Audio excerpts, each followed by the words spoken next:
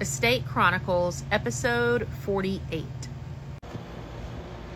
This is a fact that translates really to all auctions, but most especially, the story I'm going to tell you actually happened to somebody who attended an estate auction, and they're a regular auction goer.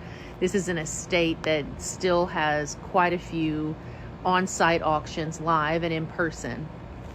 And he showed up to buy a lot of the personal property, but they also offered the real estate at auction. So this gentleman knew what he was looking for. He knew what he liked. He learned a little bit more about the property and had some interest in it. This person in particular has assets that are maybe not cash yet, but can be converted into cash. And he knew what he had on hand. So when he got the opportunity to bid at auction and they offered the property, he was one of four who expressed an interest in it.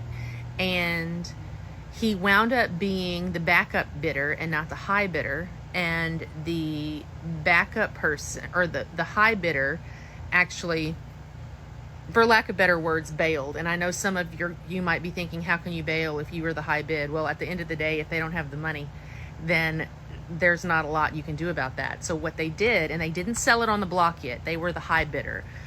Again, until somebody calls it sold, it's not sold until the auctioneer calls it sold.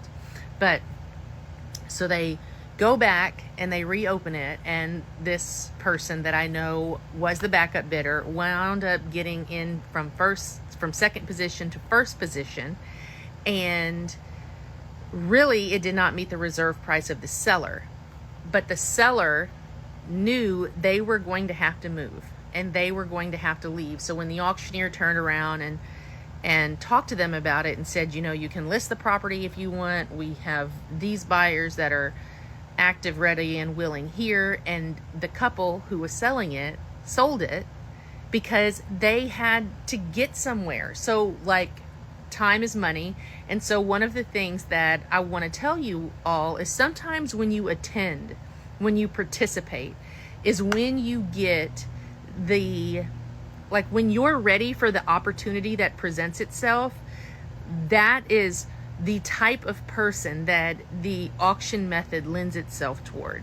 You know the assets you have, you know what you want, and you are ready and willing to participate at that time. Because he wasn't really in the market to buy real estate. I mean, he was, but he wasn't serious about it yet. And